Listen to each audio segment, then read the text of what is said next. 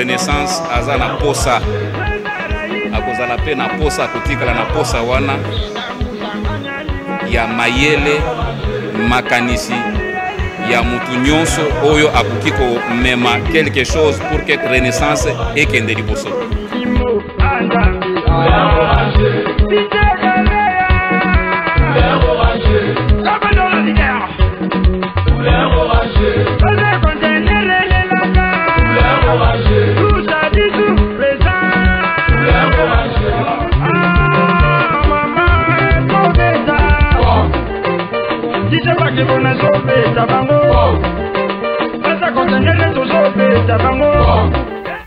Voilà. Bonsoir amis téléspectateurs, bonsoir tout le monde, bonsoir à tous les Rennais. Bateau Bomesana, cause la rendez-vous n'abisso à chaque jeudi, na 20h sur FM Télévision. Bonsoir tout le monde, équipe technique Yagalor Mouya, le lot Tozana Absalom. Absalom, le premier fils, il y a David dans la Bible. Très cher René, amis téléspectateurs, le lot, to betama solo, to solo là, to lugato yeba, vérité zawapi. L'actualité est tellement dominée sur affaires, société, au sein de FC Renaissance du Congo. Affaires, société, affaires, AG, Assemblée générale et élective, au sein du club Nabiso, le FC Renaissance du Congo. Lelo, ne la promettait qui bino que le président sectionnaire, bakozala lelo na rendez-vous ya pokwa lelo, pour nous expliquer biso, makamoto zomo, makamoto yo qui peut te moni dans les réseaux sociaux, à ce qui concerne Renaissance Société, à ce qui concerne Renaissance ASBL, à ce qui concerne l'organisation et assemblée générale et élective. Parce que d'ici août, championnat Jojo. Mais Bamri et Banara Renaissance, dans le moment où Batembele, Bazorata a préparé le championnat, Bisso Bamri Bandi. Alors, amis téléspectateurs, très chers René, Nenam Sarabino toujours, émission na Bisso, Eza en direct. Yum Dozo na Bisso, Benga Bisso en direct, na ba numéro Oyo, Eza na se à petit écran na yo, pour poser question, on peut s'amakan ici, pour na oyeba vérité. Si c'est, n'a pas pour le nom, na yambeli bino, président Rigo Belengo, chargé, topé chef de sécurité, il y a FC Renaissance du Congo, président Rigo Belengo, président, il y a section Orange, président Rigo, bonsoir. Bonsoir à Pou Dikoko. Bonsoir à nos téléspectateurs Nyonso, Bana Renaissance, Nyonso, Balanda Bisso, Mbotesi Kabazali. Très bien. Voilà. André président Rigo Belengo, Azaye mon côté, Tozana Mbese le volcan. Cordon, il y a district, il y a Tchang. Président, il y a section Petro-Congo. Président Roger Moutelembe. Président Roger, bonsoir. Bonsoir Apoli Coco, bonsoir Papa Mouya Kona Sima Caméra, Nabas, téléspectateurs, il y a FC Renaissance du Congo, Naba Oyo, Balinga, FC Renaissance du Congo. Très bien, Naba Oyo, Balinga, FC Renaissance du Congo. Bonsoir infiniment, dans le numéro 1 FC Renaissance du Congo, Maître Cléophas Billy Maloua, le président du comité sportif de FC Renaissance du Congo. Bonsoir, dans Aigle Royal, le président Willy Kindembe. Bonsoir à tous les présidents sectionnaires et bonsoir à tous les Rennais. Président Rigo Belengo, le lot René n'a pas quoi, le lot n'a pas savoir la vérité. Président Stabino n'a pas quoi le lot. Et permettre à René d'éclaircir. Actualité, Moussoussou Ezate. Renaissance du Congo. Biso tobi Renaissance à ASBL, le lot tout le monde va document banda lobby et bimaki et bino président sectionnaire boza bargimate Renaissance du Congo société. Bosina document wana quand et pourquoi dira tout ce temps ba document na ekobima lelo à la veille il y a organisation, il y a assemblée générale et élective aux membres de la commission. Merci beaucoup à Podi Coco. Dans ces pays où il y a une actualité, maintenant on a vraiment et vous avez l'actualité pour les papiers toye bien déjà ezala depuis kala omoni ba papier wana zo benga document na ka papier to lobela ngo bon ba commis ce qui depuis 2017 so 2018 bon bazo lobela alors ce qui papier moi bimi en 2017 2018 depuis 2017 ou 2018 en gros Renaissance du Congo et beti ça lui combien d'assemblée générale et ça l'assemblée générale élective coûte mi balé dans Congo Asbel. OK. Donc je ne sais pas. Donc de 2017 si le long Renaissance a des assemblées électives. Deux assemblées électives. Mais ma document n'est pas raté. Ma document est raté parce que mandat a voté et Zalaga dans Renaissance.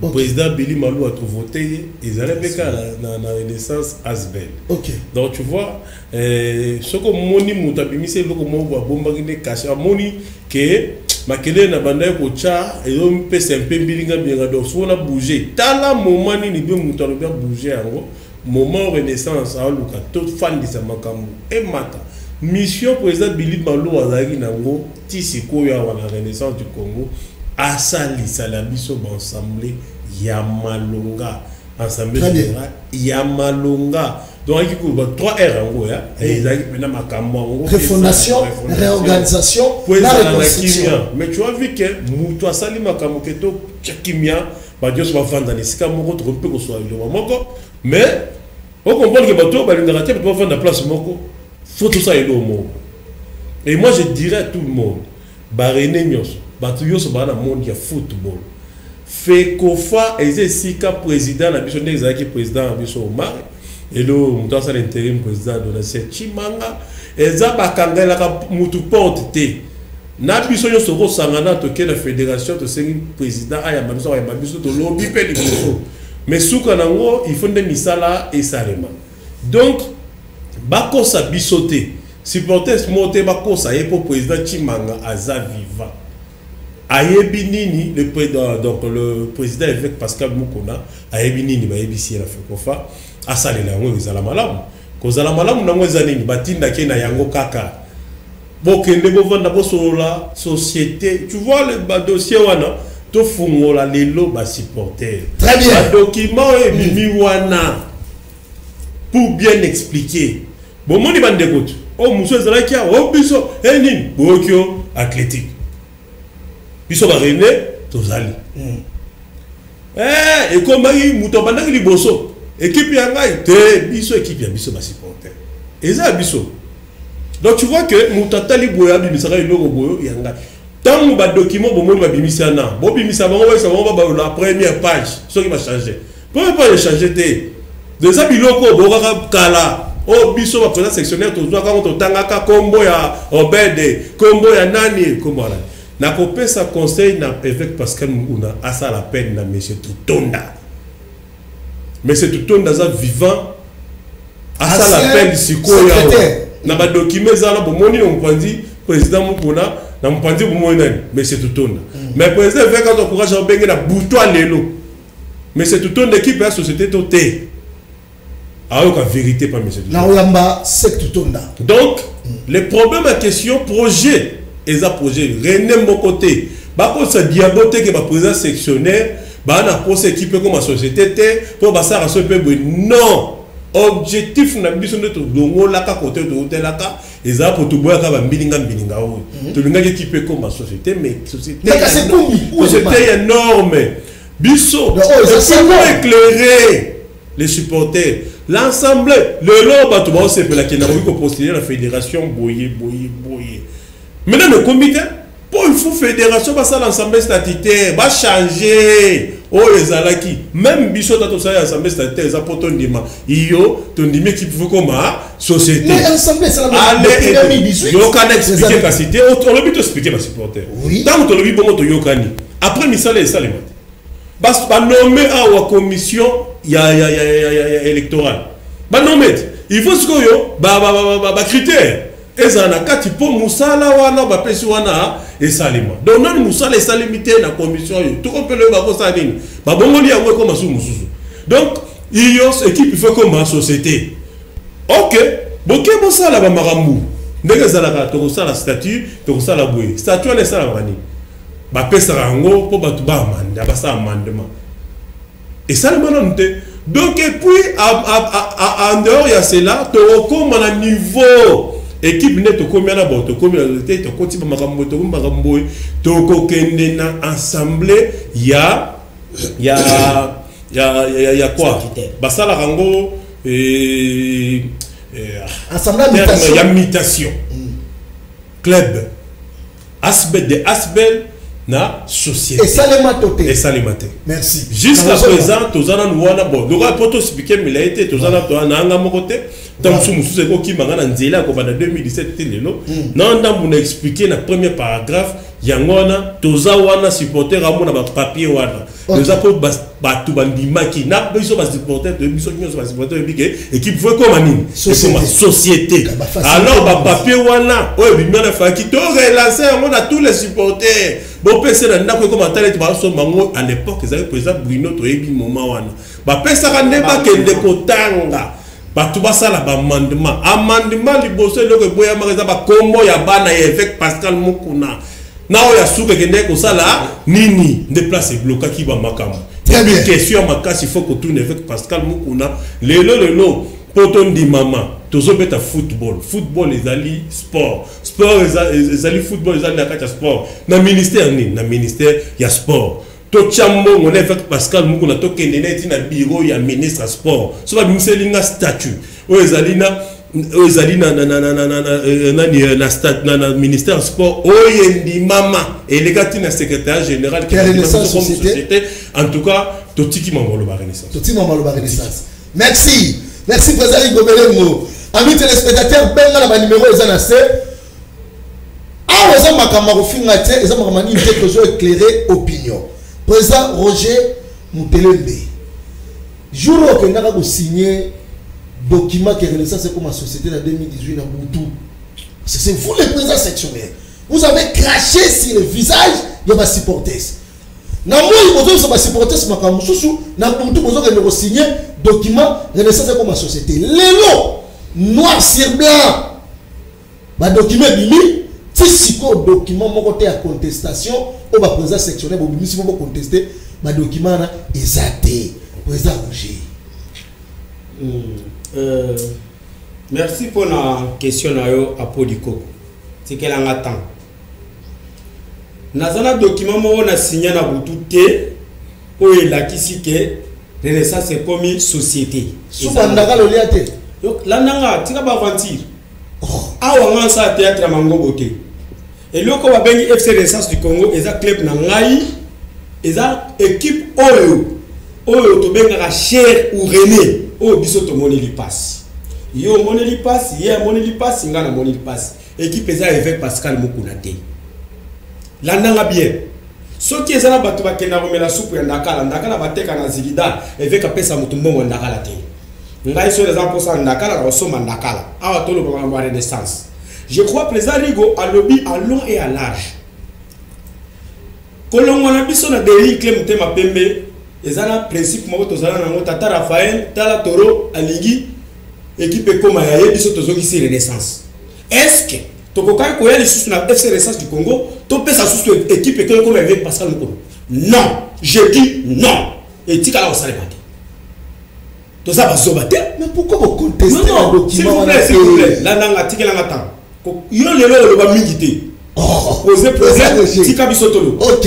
Et si vous oyo eza ya supporters. Article 6 eza clair. To tika la ko sala assemblée statutaire moko te oyo ko annuler na toza ba buriki te.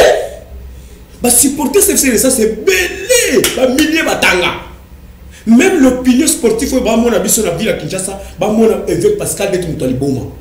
Ce n'est pas comme ça. To comme Mutaliboma te Mutaliboma parce qu'il y a bimisi ba document au bureau comme société. Non. To tika la ko sala assemblée statutaire moko te to signer nulle part. To signer ba signature belé na ba assemblée nyonso extraordinaire comme ba assemblée ordinaire. Ba assemblée élective peut to signer. Nous avons un usage de faux, sur la signature, on a joué de l'ango. On a un usage de faux. Usage de faux. C'est vrai. Je vous dis. Je confirme à la télé. C'est je qui te a yebi ma solo to solani na bureau to banda qui va marche. Là, s'il vous plaît. Président Rigo Belembo a outi kolomelo komoko alobi moi mingi. mais supporters averti à aucun point. Oui. Société on a ton proposé à mon commission sur le mot de ring to ba toujours ça la renaissance société. Renaissance oye société. Renaissance oye société. Renaissance oye société. Et souka nanzela. Oui pour ne souka nanzela. Président ni va petit mo eloko wana. Papa évêque à ça la société à ça appel na ba parti. Appel na parle d'offre pour na ba tuba cha ba part. A cha bana na yi. Président binon samina que je salue en passant, après ça, biso ba document to kende tout ça là ba amendement. Si le na bureau nanga, soko ye o mona mwezali. Tout ça là ba amendement ba to ba boya yango ba telemela yango. De place ba 10 et banda biso na ye. To beta ba marche o yebi. O ça l'aventure te, o ça l'ignorance te to yebi te.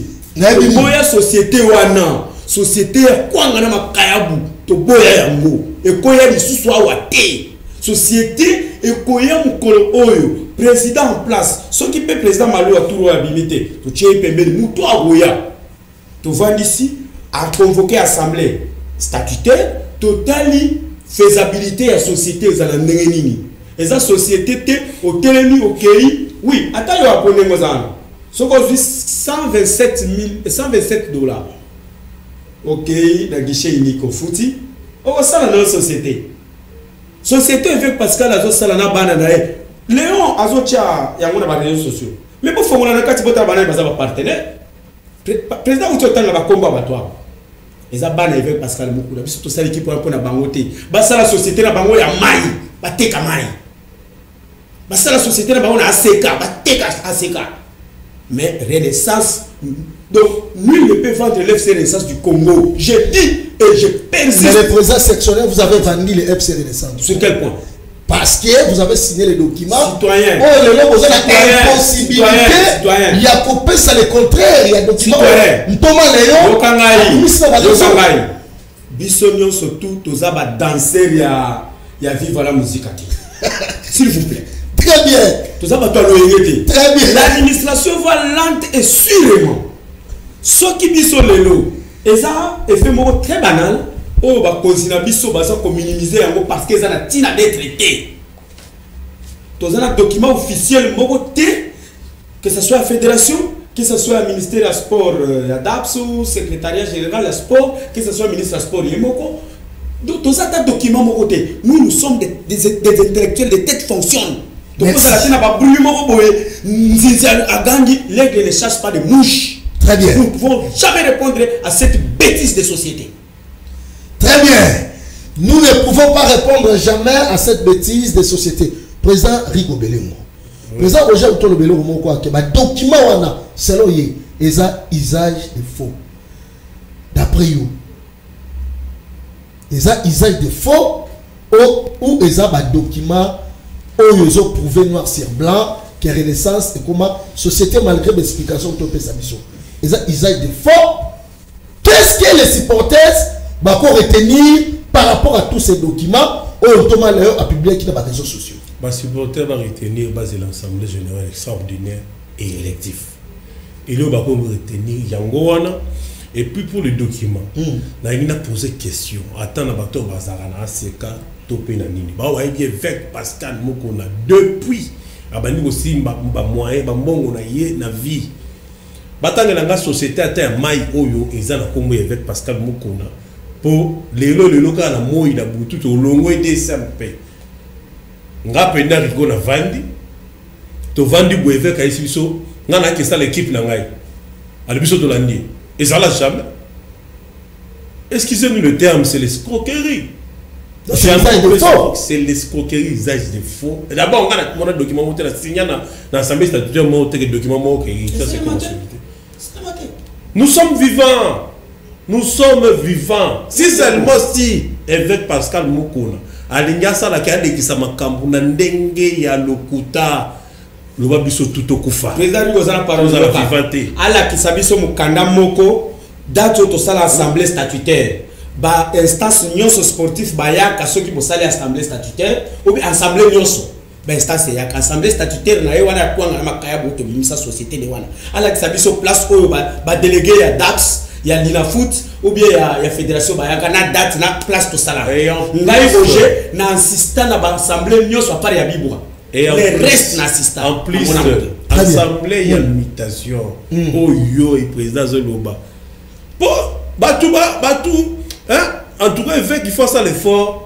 Il y a benda batumsu ba aider na makambo itali administration avec basali ba bilo belé buna ebite musala ba léon basala pembe na ye na ba te zara ya komisa basali ye mabe mingi na makambo itali administration ata to lobi lelo to komi société za kamaloba te za pa papier wana boete il faut l'ensemble oye prouver yango na ba konviwana ba instance en même temps comme société que ça na représentant à l'état wa ko cha mokolo to na ye ezai boye sali mutation document na biso ya asbelwana o ba ya melaka biso na Linafoot na fédération abupia ebimi katani sili to komi na société. Mais tu le loyer dans le lobby 2017 document wana papier wana supporter à l'obate qui effet parce que nous landa tamola kana agenda ko bakelo misango semaine auto le non avant d'ana wona bureau na ye pour na yebisa batu ki aya baketo yebi bato nyoso baya wana oyo baya la kisa bango mikanda wana ke équipe yango yo ezani ni bwese eza pire escroquerie batu bazonga na bamboka balobake wana eza ba aventure équipe ezo beta et autour de GSK yo yambi batu lobi on a dit ba papier en société mais comment l'équipe joue à mettre la GSK yo document ezo beta connaît na husband donc makambu ya ba société ou pas supporter ay ba lelo équipe eza husband le moment est venu la biso sur ba supporter to yeba ke moment ngo yeye oyo ba président sectionnaire ba memaka bangambu oyo kindembe amemaka ngambo moment ngo epesa mili biso nyoso awa mutu mabela mutu mala mutu moni na ute metan ngaka comité ekoya onga kizaki ngandi ba président Roger wanat ba yena mutu na bango talabwe moment ngoyo yosolo kana mutu kingandi millionnaire kingandi o mutu moye kingandi walingaka bale walingi pe renaissance pour ça y pembeni équipe moment ngo ya cha candidature na ye parce que ba poste nyoso eza vide. Mais très bien, parce que la poste est vide, parlons sikoyo. Bon, la conclusion très cher René, selon les présidents sectionnaires, équipe président société c'est l'usage des faux. Ok, merci. Tosu sikoyo, organisation et assemblée générale et élective. S'il vous plaît. Pour les canaux, na assemblée te photo chité to chlore du Borwana. Mais tout chlore, président Roger. Non. Vous avez quelque chose à... S'il vous plaît, j'ai quelque chose à ajouter. Ok. Cher René. Oui. Cher René. Ouvrez l'œil. Toutefois, ceux qui toza na kati équipe na biso to ratara de collage période en wango. On a un démon qui se prépare toujours pour la début à saison FC Renaissance du Congo. Démon à élire domicile na Bandal. Oh, et le nom de s'il vous plaît. S'il vous plaît. C'est fou, président Roger. Apo. Tikangatan na loba. Changama loba na mon côté. Démon est au Bandal. Instrumentisé et utilisé à la personne et fait Pascal Nico. Tout ça, objectif à l'ebosso, équipe de collecter. Objectif à l'balé, partenaire qui m'a équipe balayate pour que l'équipe est sombre. De là, Batunio se parle, c'est vrai que ça n'a qui boyete. Ce système doit prendre fin et bannir dans le sectionnaire les décideurs que nous sommes. Tout font la liste. Sauf que nous avons fait un Dakar, bois comme au zéro. Aujourd'hui, tous, mais sur Nabiso et dans l'organisation, il y a assemblée, assemblée parce que vous en avez une assemblée ordinaire, ensuite assemblée élective avant ces yeux banda. Nous connaissons les joueurs et leur jeu et bandit les lotés. Et bandit les lotés, c'est un jour pour jour la souffrance, les lots, papa avec Tika Renaissance et paiement. S'il vous plaît. Tozo kobon de la yote, tozo senga yo zwa mutema ya butata, zwa mutema ya musali na nzambe, tika renaissance et pema tala basali na nzambe nyoso, nani asala ba acte yo salaka. olinga osangisa bato te musano eza kokabola bato suki sa yango lelo na FC Renaissance du Congo. Et puis, pendant il y a place on veut dire quoi?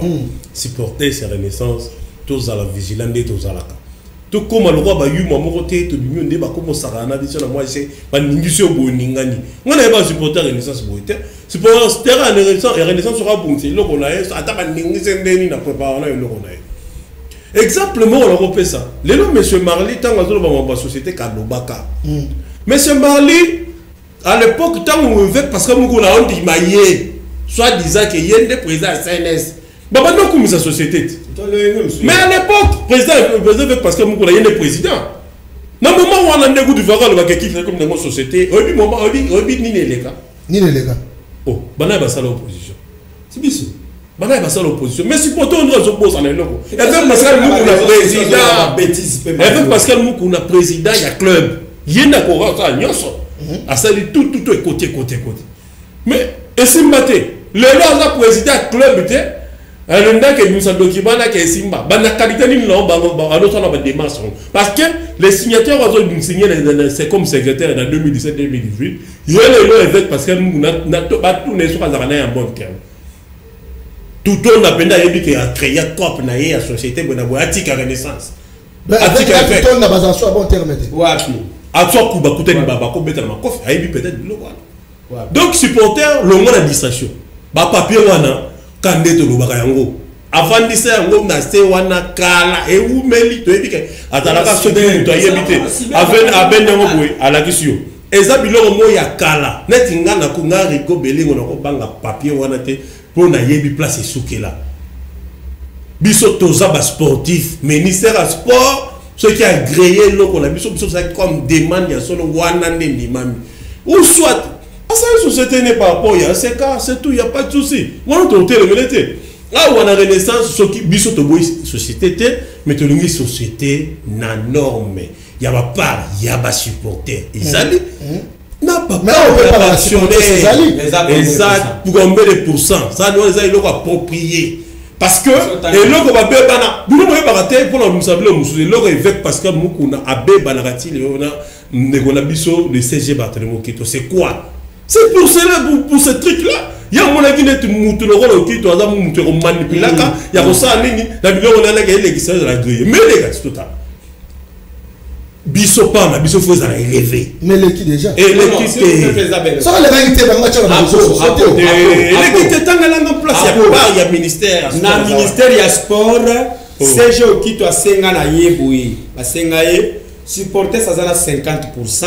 50% zotikala benga musanganya na ntingi bokabola ba part lokola ye alinga jamais ko sangisa bato aboya yango nde akanga mabosa ni ke ministère ya sport ndeko pesa nzela yo le kana ngote eza théâtre ya mangobo ba o nyoso ba mona théâtre ya mangobo te yango yo bazo mona lelo batala donc merci beaucoup la supporter le ba do ba mingi pour la société batika ba lo organisation.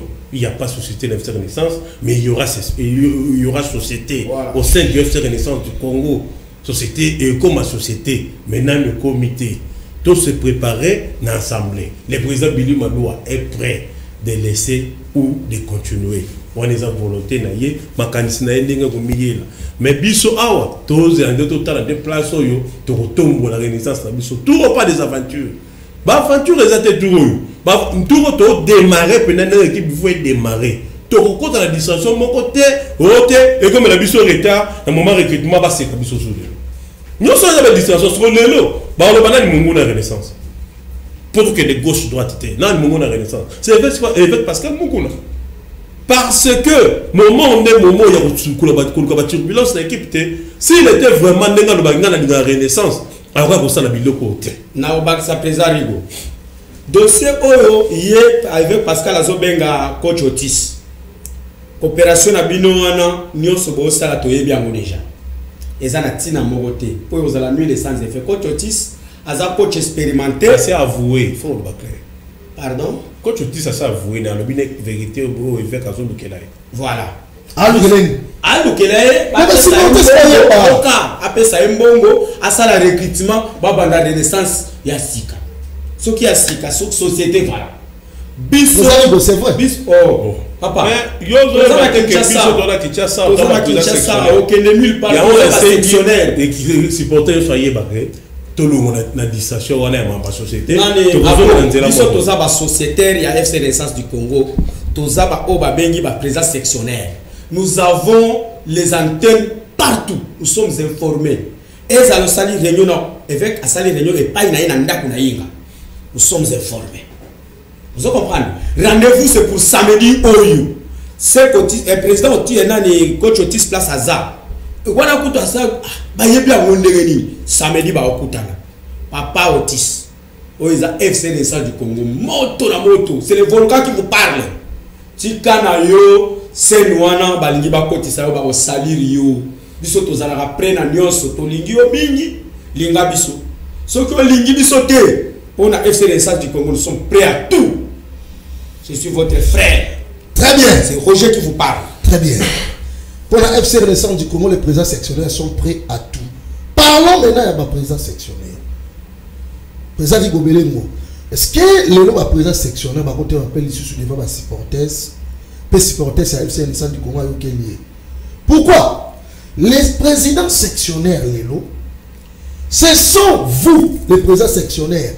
Oh, bon, la société avec Pascal Moukouna, usage des faux. Mais maman, on a vu dans les réseaux sociaux. Président Pascal Abiankoy, c'est un président sectionnaire. Sek Amey, secrétaire adjoint, mais président sectionnaire. Moyo, président sectionnaire. Mais comment les présidents. Sinon, Bino tout se réunit ça dans la CNS. Mais, n'habitez, Boza, même langage, rectification, M. Mbolo n'est pas un président sectionnaire. Bon, attends, président sectionnaire, mais Amey. Secrétaire sportif à club. Merci pour la question. Voilà. Qu'est-ce que vous vous enseignez aux supporters? Non, répondre. Mais oui. Merci beaucoup. Vous avez vu le visage à M. Abiangoy et M. Amey. Na Fekofa. En tout cas, vous allez qui na réunion. Il faut moins dire clair. Avec Pascal Moukouna et M. Abiangoy, M. Abiangoy a allé rapporter. Il y a conseil d'administration. Existe ça? Oui. Ah. Oh, et conseil d'administration. Donc, M. Abiangoy a expliqué ceci. A eu appel na téléphone, comment on a le bureau. Comment on a le bureau, à côté d'un évêque, oui, a eu appel. Mais avant tout, à expliquer le président, il y a un supporter qui a reçu appel et pas président dans le conseil d'administration. Ah, ok, c'est bon. Quel est le besoin? Oh non, tu dois m'accompagner à la FECOFA. Ok. Problème, tu as signalé. Quand on a fait FECOFA, on a un secrétaire sportif adjoint. Vous savez qu'il y a ici une autorité, à 27. Mais autorité à Rose à la Yemoko, ça sont deux personnes. Et Ngulubo, c'est pas un Ngulupagnon, c'est un Masolo qui m'a solo, il y a danger. Mais Masolo qui est là, il y a un évêque qui est mort à Pazaki, qui est en Bandimi, Toye ko Senga, n'a fait qu'on fasse ce qui bloque moi, le Bakana, ya société. Abo Sani que, évêque Pascal Moukouna Yeboka Tunaka que, Omar Zanani, na Renaissance. Nenga na kama kwa évêque Pascal Moukouna peut-être dans Malobana et Baraté. Parce que le lot Chimanga a communani na Renaissance. Azaka a fait quoi? Donc, alobama kambo c'est contraire. Biso ba oyo, ceux qui ont fingama, oui, ton demi ko fingama, mais présence, il y a bande qu'on a biso, n'a pas ce exemple à M. Biangoy, avec aussi expliquer, oui, et nous aura brisé. Mais jusqu'à présent, biso est assemblé. Tu invitaka, tu convoques. Tu invites déjà Kordazana éduqué et là qu'on a déjà tu invité les deux secrétaires sportifs baya ko expliquer biso nini ezala ikuna tu es bien biso déjà mais tu es bas ko solo là mais d'autre part les secrétaires adjoints azali président sectionnaire oui to ko finga make biso tout ça na kacha maloba oui ne balobaka muyaka moko afinga ça bayaka nyoso. Mais moi, je dirais à tous supporters, s'il y a une renaissance du Congo, base à l'esprit, moi, on a besoin de te faire un tosao. Et ça, c'est que ceux qui, tous les belés, et là, on à l'époque, tu commences à la divergence, dans le papi, mais dans le président sectionnaire, les deux, tu vas dire, mais quand on quitte cet esprit na bango, bah besoin un bon message et pas na biso, peut pas cordon na biso, pour avoir déjà un cordon. Bah besoin information et pas ba cordon à la district parce que invitation à la secrétaire, ils allaient déjà, faut bailler le là. Ok. Très bien. Nakoba kisana maloba ya président Rigo Belengo, na kati ya troupe nyonso soki ozo kamba. Cela démontre que cela démontre que la carte de démocratie ma casse. Démocratie ezali. Je faut parler de la démocratie. S'il vous plaît. Nazana Liloba. La carte de représentation sectionnelle. Télévision exatant. Télévision exatant, c'est qu'elle en attend. Dans la démocratie, nous avons aussi nos relations particulières. Abiangoy, Azana Bakwetans naye na évêque Pascal. Pascal Amé, Aza pena ba relation avec particulier na évêque Pascal. Mais ce qui s'est passé à l'école, na il a fait kofa. Président Roger, Eza makamouya relation particulier. Est-ce que tu peux me donner l'invitation officielle au évêque Pascal à convoquer réunion moko, il y a comité sportif, des secrétaires qui vont représenter le comité?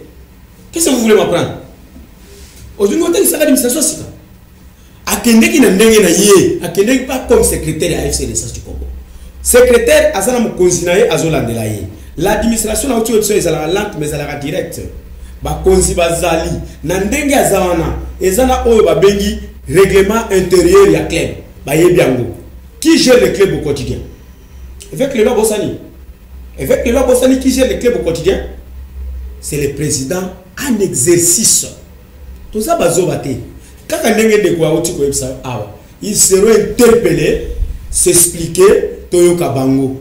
Ce qui peut tout ça, nous étions Bimisi Milinga, Tobwaki, et Bimisi Milinga, Tobwaki, T. Sanction et Kozala. Sanction et Kozala. Wana supporter Signon Swachango Namutu. Todo ça la dictature, mais Mibe Konde Ezo Kumba Biso. Na minute Toza Awa. Tozo le Marokko Assemblée. Assemblée et Kozala. Qui va convoquer l'Assemblée? Oui, il doit convoquer l'Assemblée. Oui, bien. Expliquez-moi si vous voulez. Et ça, président Billy Maloua Oyo Azana doit convoquer l'Assemblée. Batumsu Sounazo, Kabarezo, Sosomino, Batotambola. Oh non! Mandala Zalaka Bongo évêque à s'imposer, évêque à s'imposer. Bozonga, tout ça pour les places dans le collant. Mais l'évêque Pascal m'avait dit. C'est là. Alobi Boye. Renaissance du Congo. Non, président Roger. Oui. Président Roger. Zela Nanou. Évêque Pascal Moukouna Alobi Boye. Renaissance du Congo. Et ça a besoin hier qu'on a suscité comme président. Mais Bazon Luka Batou. Banani. Bazon. Conseil d'administration. En qualité de qui? Conseil d'administration. Conseil d'administration. Et ça Moko Yakati. Organe Moko Yakati à club. Comme CNS. Donc, le CNS, c'est côté le monsieur décidé. Conseil d'administration. Donc, le conseil d'administration n'a pas les droits? Non. Okay. Je dis non. Continuez. Mais c'est un article sur le paquet. Il faut conseil d'administration. Continuez. Dans la minute, Toza Oyo, ce qui conseil d'administration, ils ont pour ça à Goloba.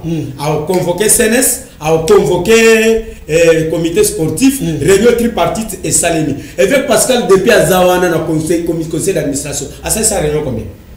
Au sommet, on a tapé aux journalistes d'investigation. Cherchez-moi 2 PV seulement dans le conseil d'administration. Total, la banane va participer à la réunion. Ils sont dans la bourrique. Comment vous avez besoin de tout il y a non, Nazo Ibsaoboui. Conseil d'administration, Moussala Nango. Au moins, il y a statut na biso na règlement na biso. Et ça, Moussala Nango au sala. Conflit, ils sont qu'ils allaient, il y a maintenant, conseil d'administration, comment créer un conflit pour qu'ils soient Moussala. Mais vous êtes attendez qui tu as vendu au comment vous et très bien. Je ne suis pas là pour badiner. Non, la vérité. Na fini moutouté. Na zone bandé par vérité. Chaque élo qu'on est sikanango, j'appelle les champs par son nom. Très bien. L'esprit de vérité doit régner dans moi. Et l'esprit démoniaque doit partir dans moi. Et l'esprit d'Ambri. Au moins Ambri, président Betake le Congo. Esprit Ambri, comme on a fait Pascal Mouko. Tout n'a pas comme on a bossé au Pessa. Voilà, merci président Roger. Président Rigobelé, nous parlons maintenant. Tout de suite, quelques minutes pour M. Silla. parlons, il y a commission électorale pour l'organisation de l'Assemblée générale et élective. On a parmi bateau dans la commission électorale, ils ont semé ma doute. Malobi, vous avez facile à corrompre. Et puis, Malobi, vous avez déjà vos candidats au milieu de vous préparer, à l'occurrence, président Max Mayaka, na maître Cléophas Billy Maloura. Est-ce que c'est vrai? Ou bien, commission, parce que les lots, vous avez une réunion, il faut que c'est les 10, vous avez la réunion les lots. Est-ce que les lots, ils ont ou bien commission, ils ont travaillé à fond pour doter la FC Renaissance du Congo, un nouveau dirigeant? Oui, puis, ça va tout. Tous un problème, pour tous les embêtés. Donc, dans le barilo, même Nzambe Yemoko, ceux qui peuvent être comme un peu confus. Pourquoi? Au rose dans les solomons à Betaka, aux autres Magara di Banda dans la coin, au Beti di Bakwa à Moussapi, dans l'Inzak et l'Ongwe. Ah, au Loba Nzambo Salinga Bepo Inaki et Lukambo. Et Roba Lugozo, Nabo, Chata Mamungu à la Pota, Kaka Nengo Baluka, Bao Zara Bamba l'équipe, vraiment, Wa et le Kotiba. Souka Namo Moutaloba, Dieu merci. Nzambo Zamalam. Ndenge mokona bato yo ndenge toza na commission surtout soko moni moto azoke ndeko beta akomi déjà kotala albito ala muna sembela kanete okuti ah ça déjà ba lié déjà ce qui est mon adversaire là. Commission électorale ezalaka toujours indépendant. Toyebi ata mutu modna toyebi ata mutu makolo ya candidature pour ça une tête pénité. Na to lo ba président Billy Maloura azokende volonté ya kotikala eza yaye biso nde toye bango na commission soki ayeko se présenter pour na boye na ba critère ba supporter baloba mingi critère et puis za na boye ya makasi ezali mabe sigo eza nini oh inazokota siko na ngata kota na assemblée pour comprendre système de G on va conseiller bino ba papier boko dans les réseaux sociaux pour benda ta tant que ben data renaissance pe société mais bon aga et comme yo papa malam d'accord les madenga otika ndezala ko comme ta mona était ngai renaissance yo kufa po ko kufa te to chaka kata président Roger to chaba moyen na ko chema ko vous comprenez siko distraction wana supporter ko kota nango te tozo kende malembe toza na 45 jours na biso. Oh, 45 jours, c'est trop. Non, c'est tout. C'est-à-dire quoi? 45 jours, biso n'est de comprendre, on te bat, il ne peut pas comprendre, te yango wana. Et ça m'a commis. Dans les 45 jours, on peut faire aussi le boulot. 25 jours, on finit. On présente à tout le monde. On présente la scène, on présente la comité sportif. Balancer campagne. On dit c'est là, pourtant on a un rapport, on a mis sur le temps, balancer campagne. Et comment Soukoutou, il est sous 45 jours, comme on a oui. Donc, tant que 45 jours, c'est trop. On n'a pas besoin de finir les 45 jours, mais on a besoin de gens qui veulent diriger l'FC Renaissance volontairement. Très bien. Et avec amour. C'est tout ça. Nous ne serons plus pas là pour partir chercher les gens et quémander. Et à la fin, on nous dira. Non. En tout cas, la félicité d'Arami, le président Billy Maloura, il est un homme fort. Et attends, on m'a ramassé un gars qui est débois. Non. Mambo qui est coloté et lui m'a pété. Moi, on va la voler la tête pour nga ba ibisa nga boité. Langage na za tokende na. To silisa, bo to yeba ni za. Mais si koyo to boinde ke comme à la moment to komi ko kende président Roger. Président Roger akolobaka nini na coup na za na pour ça la montée. Donc to lingi tan yo bitro wana ba bon dirigeant. Ba ta volonté net ba biso ceux qui ont moyen to ya ko tia. Mais mutu ana moyen na ye to bengite oya waonga na za fibo depuis to banda depuis 2014 na ye bocha maboko mutu ocha maboko wa azate ezande mutu aza compétent de to lancer supporter bato ba votaka ba gotala ba campagne au salema nde musale salema. Très bien. Jusqu'à présent qu'on a une commission na biso eza la candidate eza rappelé la candidate biloko les comme la commission pour choisir pour commission et présenter ma candidat. Si vous à vous, est-ce que commission de voter? Commission de voter. Ne place problème moi je porte faut au fond là. Biso de bon, na la candidat, commission na candidat présenter ma président Roger. Ma président Roger na bango pe kuna na plénière. Ba boy le bon candidat. Bon, commission. Vous regardez la convaincre que bon chaque candidat comme président l'assemblée, présenter assemblée. Na la fin président la quoi la ville le président candidat na ngao ya bimie. Mais là la président boy ba kolo makambu. Nous allons quoi? Ce que vous avez sunga la degimbo. Et ils allaient comme un candidat, bah pour ça. Très bien. Président Roger, est-ce que vous avez ajouté par rapport à... Oui. Président Salobé Belé. La commission Oyobiso Totindaka, nous ne pouvons pas être partout. To délégara, bah tu n'as biso ya makas, bah on va détecter bah éléments à malam, les Totindaka. Pour votre information, Oyebi candidature à président Mandala Mutoyambango. Oyebi? Non. Oyebi a été? Non.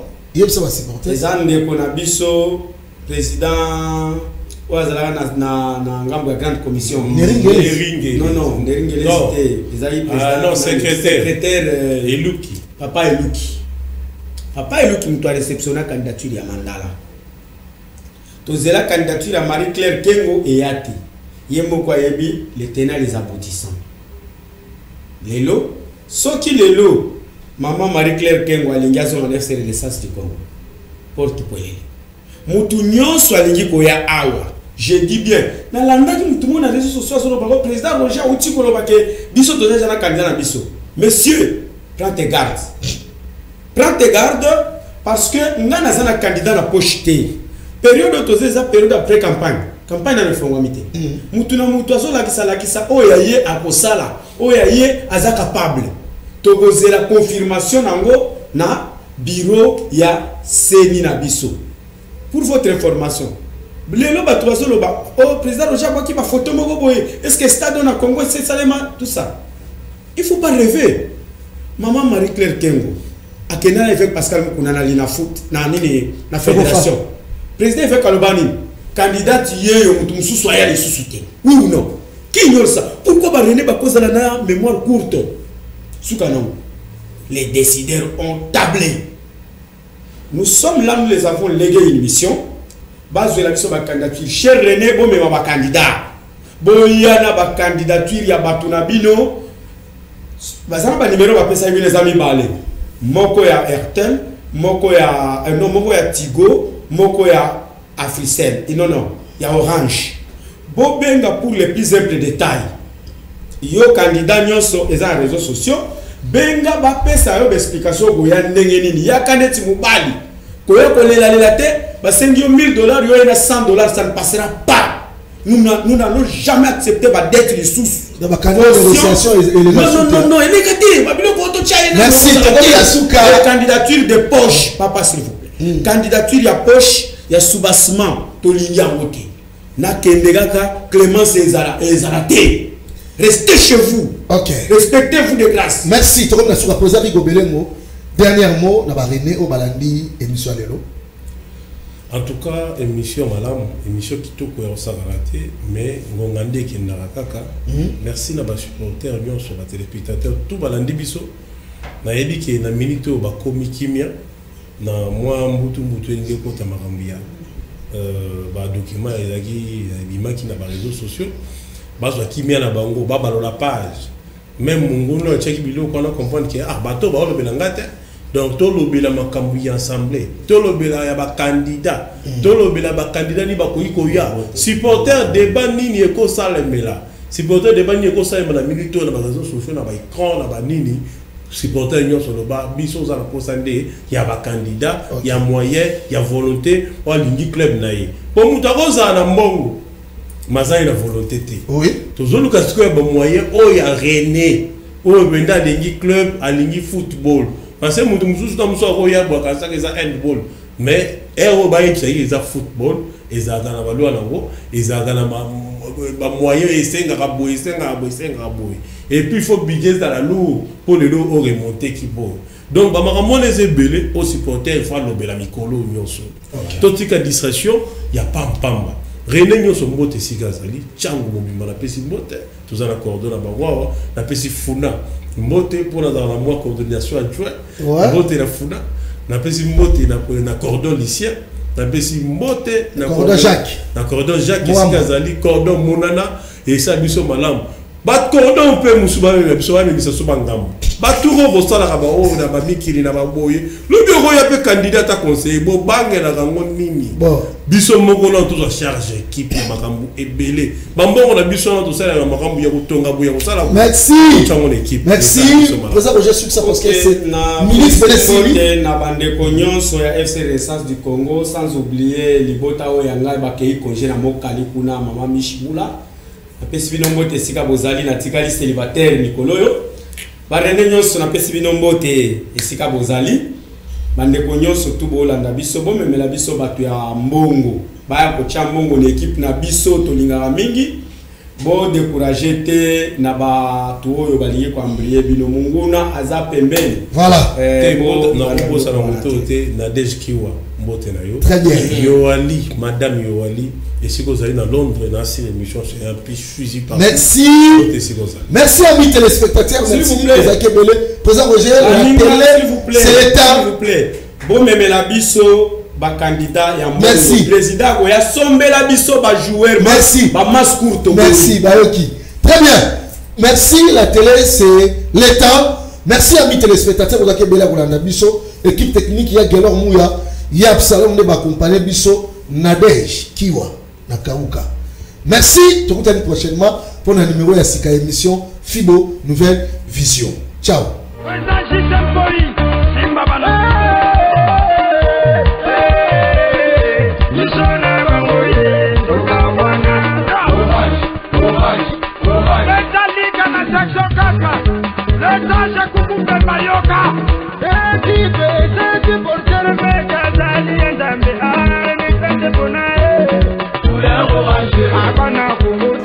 Renaissance aza na posa akozala pe na posa kotikala na posa wana ya mayele